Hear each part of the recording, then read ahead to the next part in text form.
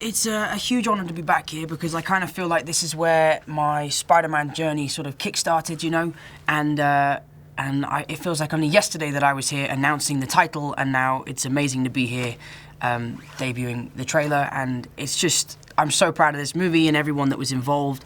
I'm so proud for them, for what they've achieved, and I'm just excited for people to see a little bit more of what we've done. This is a very different take on Spider-Man. This is something we haven't seen before. I'm obviously a lot younger, so we can really play on the youthful side of the character. We've seen the soldier, we've seen the billionaire, we've seen the god, and now it's time to see the kid, you know? And I think it's fun to see what would happen if you gave a 15-year-old superpowers, and I think what would happen is he'd have a pretty great time. One of the main reasons why people love Peter Parker and Spider-Man so much is that you can relate to him, you know? There's not a person on this planet who doesn't go through something that Peter Parker goes through, whether it's struggling with homework, talking to girls, being late for school, or having bigger responsibilities outside of school.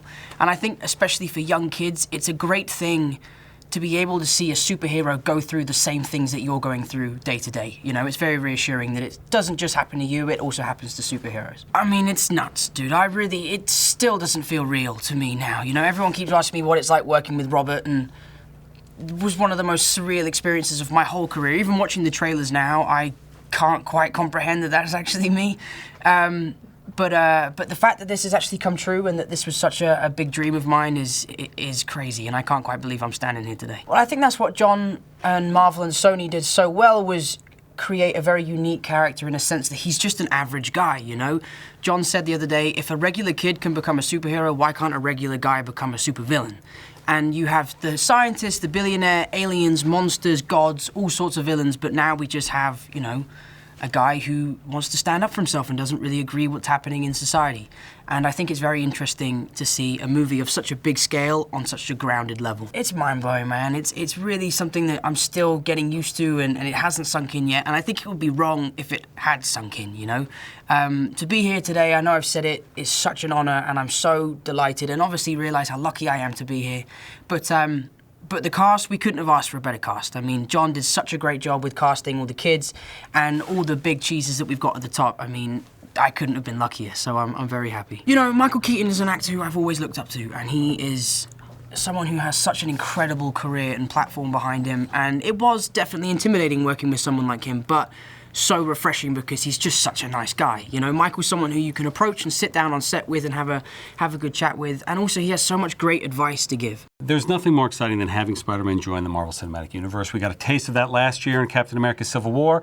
I think in many ways he stole the movie, and now we get to see his first standalone feature in the Marvel Cinematic Universe, and that's something that we geek out about very hard. When Stan Lee and Steve Ditko created Spider-Man over 50 years ago, what was so brilliant about it, what was so unique about it, was here we had this universe full of heroes, and suddenly they added to it this kid who had to be home, had a curfew, had to do his homework, had to take care of his aunt. He wasn't living on another planet or living in an ivory tower. He was just a kid, like most of us are or were, and he had relatable issues. He had these unbelievable powers. He had great responsibility. But he had everyday issues. And all of the great Marvel characters have flaws, have quirks, have something that makes them relatable. None have something as relatable as Peter Parker does. You know, the Vulture, I think, is the second villain Spidey ever faced in the comics, never been in a film before. And what was exciting to us about it is we had this whole idea of what would it be like to actually live in the Marvel Cinematic Universe. We've made 15 movies now set within this same shared continuity of universe, and now that we've introduced Spider-Man to it, we can introduce some of his villains. And what is it like to grow up in that world? What is it like to be in a world where you can look over your head and Iron Man flies by, or aliens pour out of the city and the Avengers come and attack them? It would be scary, it would be exciting. Certainly for Peter, he got to spend some time with the Avengers. We saw him in Civil War, had a pretty amazing summer vacation. Now he has to go back to high school after hanging out with these rock stars. What's that like? That's his journey. The journey is different for Adrian Toomes, the Vulture. He is just a normal guy. He's a regular guy. He lives in this world, and suddenly all these unbelievable things are happening, and he starts to feel small. So he starts to gather and scavenge all of this amazing technology that is left behind after these superhero battles, and he builds this unbelievable wingsuit, and he starts a business of his own. And it's fun to see somebody that didn't just have, some sort of medical accident that led to superpowers. We get to see him literally with his own two hands build his future and build his destiny, which is very much what he believes in. And Michael Keaton joining the Marvel Cinematic Universe is also one of those, it was on the bucket list. He's an amazing persona, he's an amazing actor, and getting to see him sort of look and scowl at these heroes that he thinks are somewhat ridiculous, at these names that they're calling themselves, and he decides if you can't beat them, join them, and he becomes this villain on his own. So at every turn in this movie, you see new aspects of Spider-Man that have never been in a film before, but have been in the comics for years. He's got mechanical web shooters, as we saw in Civil War. He has to have web fluid. If he runs out, he falls off a building. So you get some added tension there. You get his scientific smarts as he tries to figure out ways out of that scenario. It's the first full Spider-Man film that takes place in high school. And he's got other high school friends. And for the very first time, somebody learns a secret. And he's got a best friend he's not sure he can keep his mouth shut.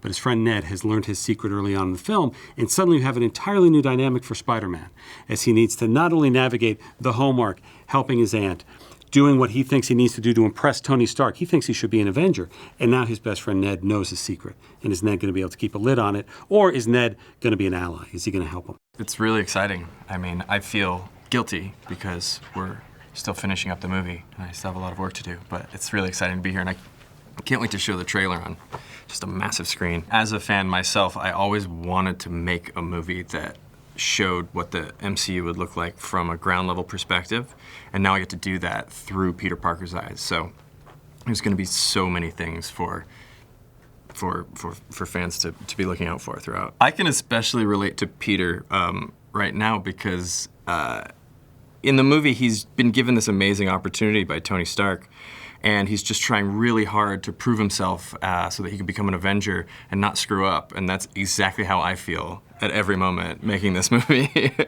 So I think there's this universal idea behind Peter Parker just being a regular kid that you can always relate to. Tom's great because he's so, he creates this sort of natural empathy where you just feel for him and you can see what he's going through in his face, and he just has this very relatable quality, and also he can just do a backflip. So like, he is Spider-Man to me. When Kevin Feige and I saw Jon Watts' movie, we knew that he was the guy to direct this movie.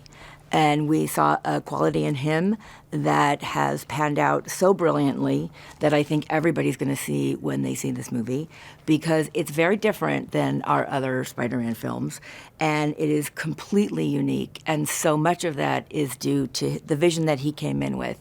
He's a really formidable filmmaker, and we were very lucky that he wanted to do the film. One of the things that I think is so amazing about this experience is that you don't have studios deciding to work together to make a film very often. In fact, it may never happen again after we do the sequel.